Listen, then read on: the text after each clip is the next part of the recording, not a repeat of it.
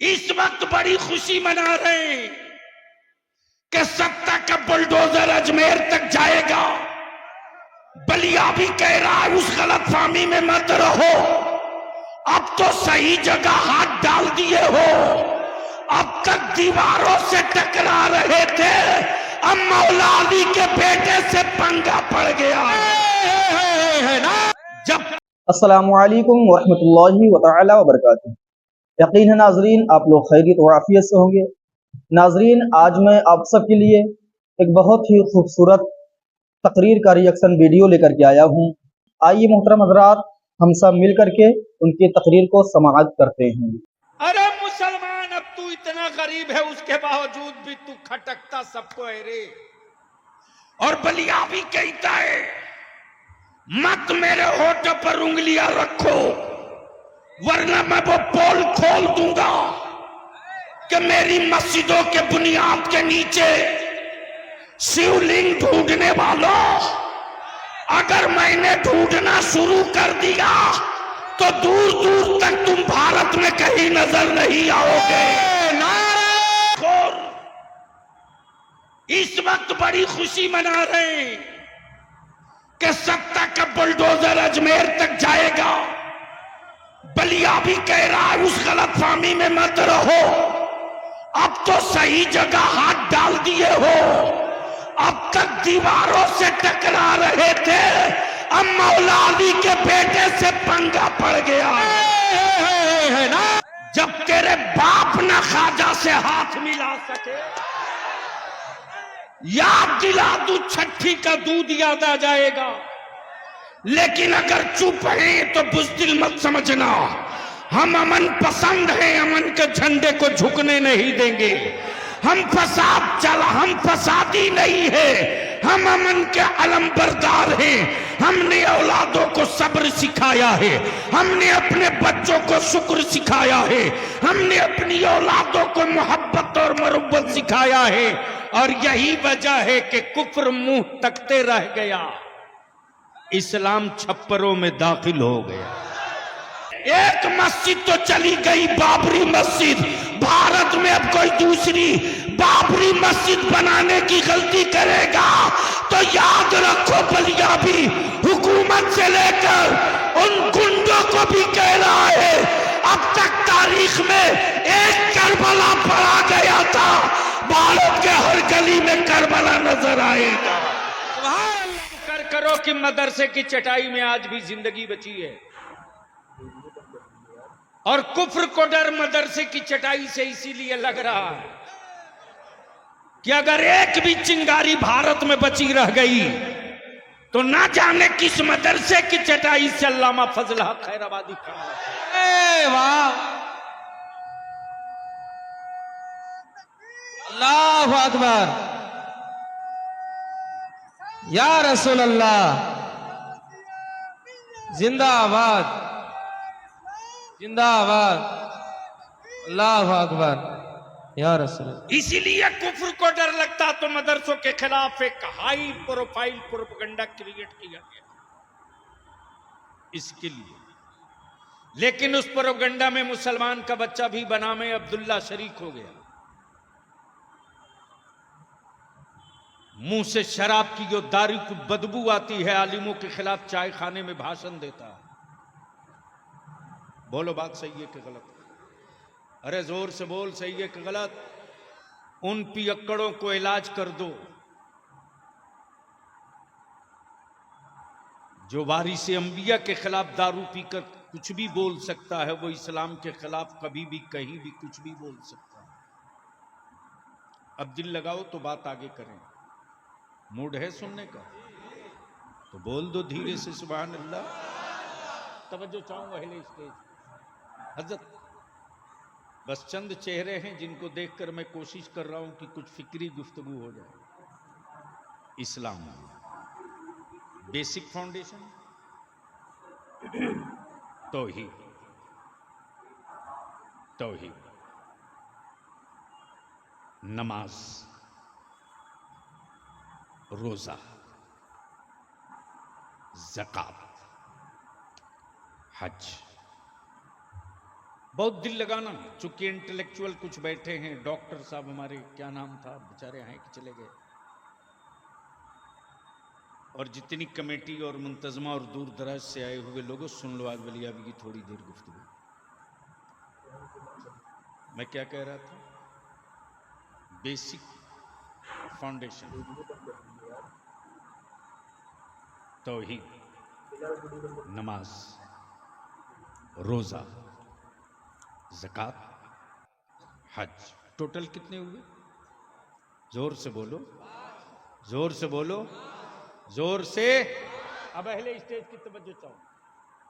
Total Panjtan पाक 5। गोया नमाज के लिए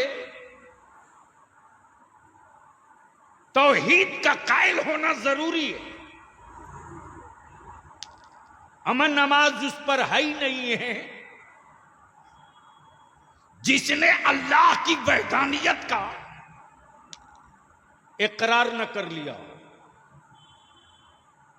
लेकिन सिर्फ अल्लाह की वहदानियत के इकरार से मसले का हल नहीं है। तवज्जो चाहिए। सिर्फ ला इलाहा इल्लल्लाह कह देने से मसले का हल नहीं। अब इसको और थोड़ा हल्का कर दूं। काबे की कुंजी का नाम इस्लाम नहीं है। काबे की कुंजी का नाम इस्लाम नहीं है। और ये कोई जरूरी नहीं कि जिसके पास कुंजी हो वो मुसलमान हो।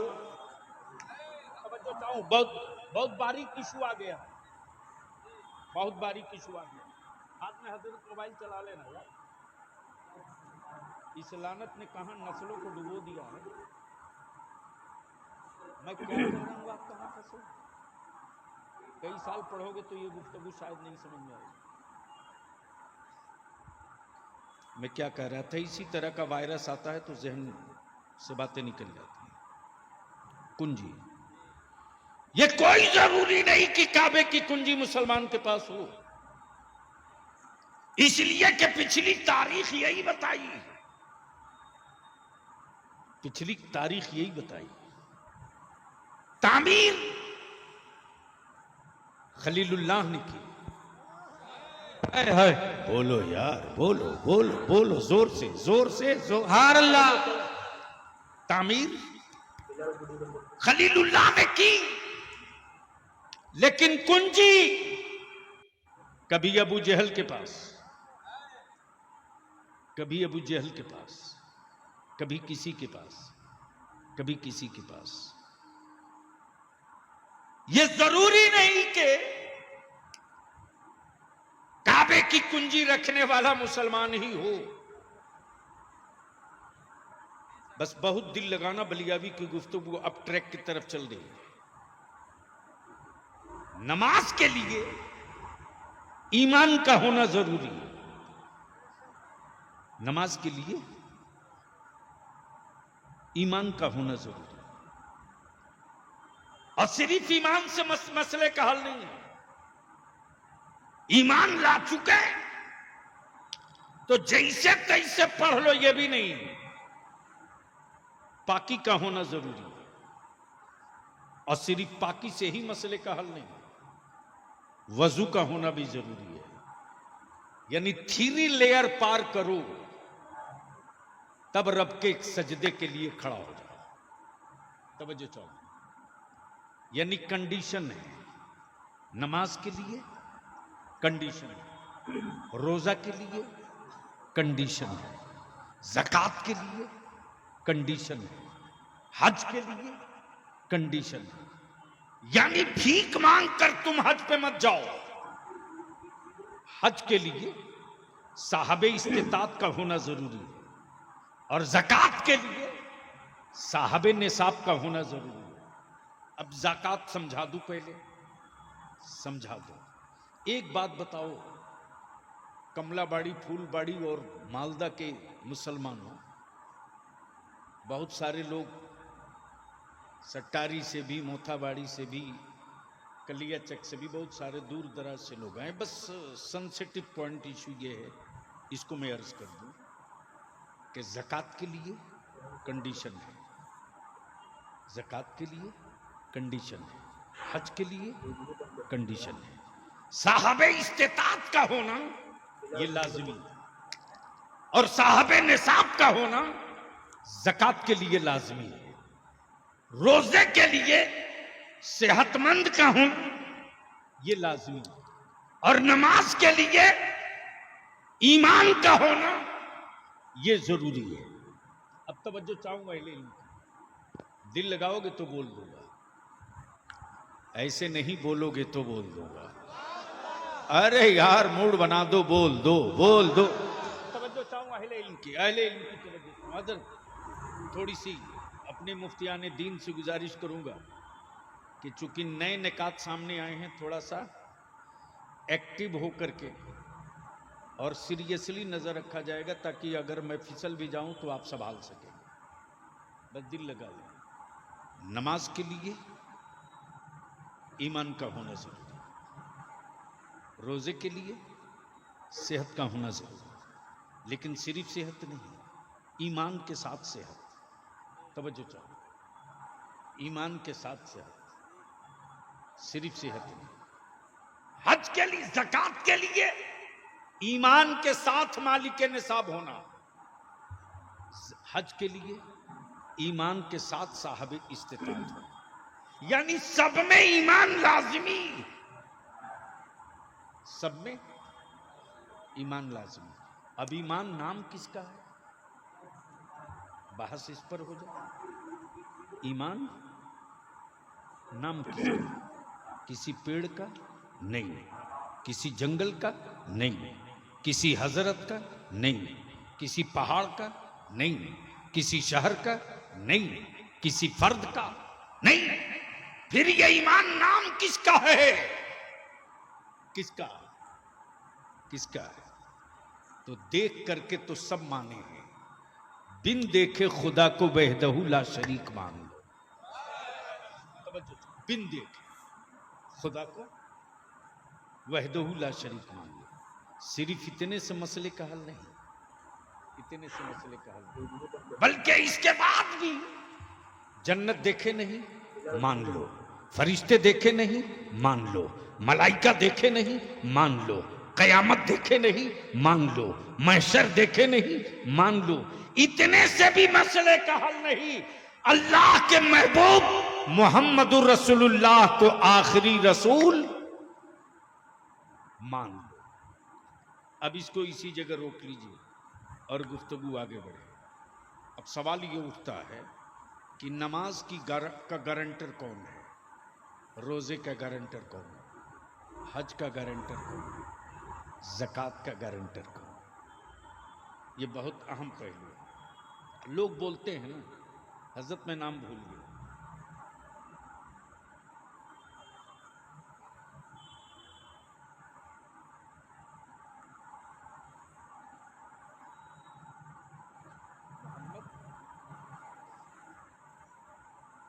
हजरत मौलाना कारी अल कैसा, हजरत आपका मैं भूल गया, हजरत अल्लामा मौलाना मोहम्मद लुत्फुर रहमान साहब असरी। बस थोड़ी सी, हजरत आपने मकान बहुत अच्छा बनाया, बहुत बढ़िया। आखिर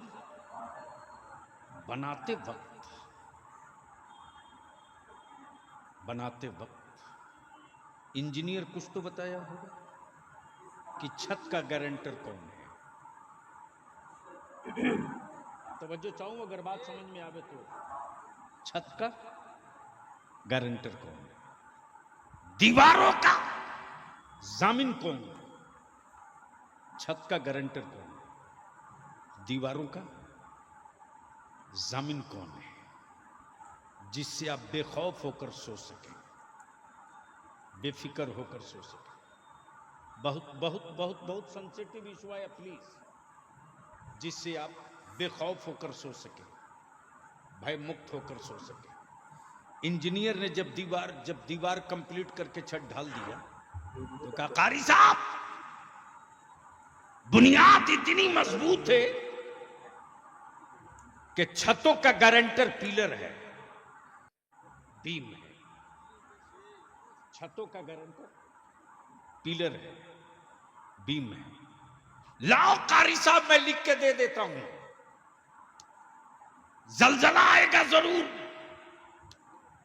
पत्ते और दरख्त तो हिल जाएंगे, लेकिन आपकी छत नहीं हिलेगी।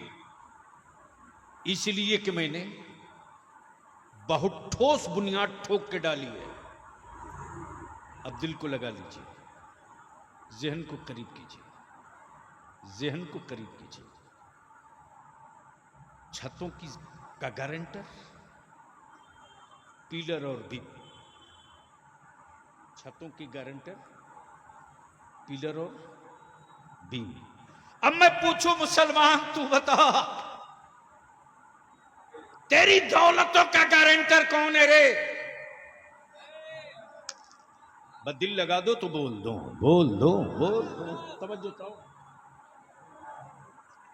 एक मामूली तामीर की थोड़ी सी टेक्नोलॉजी ने छतों की गारंटी ले ली, लेकिन जब मेरे आका मुस्तफा जाने रहमत सल्लल्लाहु अलैहि वसल्लम ने ज़कात का तसव्वुर पेश किया उम्मत के सामने, तो ये क्लियर कर दिया, सुन, तेरी मकान, तेरे मकानों की छतों का गारंटर पिलर या बीम बने ना बने, तेरी दौलतों की तहफ्फुज और हिफाजत का गारंटर ज़कात बनने जा रही है।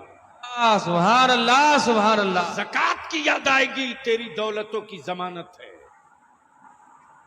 लेकिन आज का मुसलमान अगर ज़कात अगर ढंग से निकाल देना, तो न दीदी के दरवाजे कटोरा लेके जाना पड़ेगा, न दादा के सामने हाथ फैलाना पड़ेगा। अरे मुसलमान, अब तू इतना गरीब है, उसके बावजूद भी तू खटकता सबको है रे। और बलिया भी कहता है, मत मेरे होठों पर उंगलियां रखो, वरना मैं वो पोल खोल दूंगा कि मेरी मस्जिदों के बुनियाद के नीचे शिवलिंग ढूंढने वालों, अगर मैंने ढूंढना शुरू कर दिया तो दूर दूर तक तुम भारत में कहीं नजर नहीं आओगे। नारे तकबीर, नारे रिसालत, नारे रिसालत, मसला के आला हजरत, नारे तकबीर। चारों तरफ से हाथ उठे, लब्बैक या रसूल अल्लाह, उठाओ हाथ, उठाओ, लब्बैक लगा, जोर से, जोर से। लब्बैक या रसूल अल्लाह, लब्बैक या रसूल अल्लाह, लब्बैक या रसूल अल्लाह, लब्बैक या रसूल अल्लाह, लब्बैक या रसूल अल्लाह। मैं पूछना चाहता हूं, अगर तुम ये कहते हो कि सबसे पुराने तुम हो, तो बता दो जरा कि जब इतने पुराने तुम हो, तो फिर हमारी मस्जिदों में तुम्हारे लोग पनाह क्यों लिए हुए थे? पनाह क्यों लिए हुए थे? इसलिए एक मस्जिद तो चली गई, बाबरी मस्जिद। भारत में अब कोई दूसरी बाबरी मस्जिद बनाने की गलती करेगा तो याद रखो, बलिया भी हुकूमत से लेकर उन गुंडों को भी कह रहा है, अब तक तारीख में एक करबला पड़ा गया था, भारत के हर गली में करबला नजर आएगा। सुभान अल्लाह, सुभान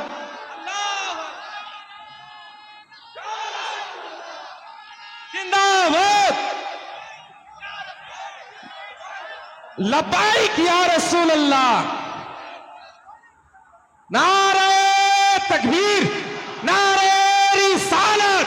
अरे मेरे ख्वाजा का हिंदुस्तान, मेरे ख्वाजा का हिंदुस्तान, अरे हिंदुस्तान का सुन्नी मुसलमान, अरे हिंदुस्तान का सुन्नी मुसलमान, हुजूर गाज़ी मिल्लत, हुजूर गाज़ी मिल्लत बलियावी साहब, नारे तकबीर, नारे रिसालत। बरसों बाद आज तेरी औलादों की औकात हुई जब तेरे बाप न ख्वाजा से हाथ मिला सके। याद दिला दू, छठी का दूध याद आ जाएगा। लेकिन अगर चुप है तो बुज़दिल मत समझना, हम अमन पसंद हैं, अमन के झंडे को झुकने नहीं देंगे। हम फसादी नहीं है, हम अमन के अलमबरदार हैं। हमने औलादों को सब्र सिखाया है, हमने अपने बच्चों को शुक्र सिखाया है, हमने अपनी औलादों को मोहब्बत और मरुब्बत सिखाया है। और यही वजह है कि कुफ्र मुंह तकते रह गया, इस्लाम छप्परों में दाखिल हो गया। लेकिन याद रखना, मुट्ठी 12 लोग निकालो 1991 का वो कानून, निकालो 1947 का वो कानून जिसमें डिक्लेयर है कि 1947 में जो मस्जिद, जो मंदिर, जो गिरजा, जो गुरुद्वारा जिस पोजीशन में है उसी पोजीशन में रहेगा, उसको कोई चेंज नहीं कर सकता। लेकिन ये सत्ता और हुकूमत के पाले हुए विदेशी गुंडे, अमेरिका और इस्राइल के दल्लों भारत के लोगों को धर्म के नाम पे नहीं बांट सकते। 800 साल हुकूमत की जा, कहां थे उस वक्त, कहां थे? अब निकल के आए हो। 800 साल माने रखता है, अभी तो 100 साल भी नहीं पूरा हुआ, अभी तो 100 साल भी पूरा नहीं हुआ। कितने टुकड़े कर दिए। 800 साल जब हमारे बाप दादा ने हुकूमत की तो पाकिस्तान को वजूद में नहीं आने दिया, बांग्लादेश को कहीं से निकलकर अलग नहीं होने दिया, पेशावर से आगे बढ़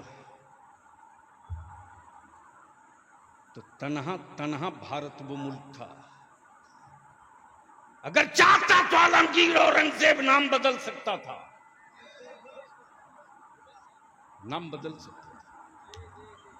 लेकिन यार, इस्लाम वाला नाम नहीं बदलता है, नेचर बदल देता है। इस्लाम वाला नाम नहीं बदलता, नेचर बदल देता। जो खुद ही नंगा हो वो दूसरे को कपड़ा पहनाने की क्या बात करेगा। लेकिन अफसोस उन पर नहीं मुसलमान, अफसोस तुझ पर है। करोड़ों रुपया तुम खर्च करते हो, हमें इससे मतलब नहीं कि तुम वोट किसको देते हो, किसको दोगे। लेकिन इतनी बात बोली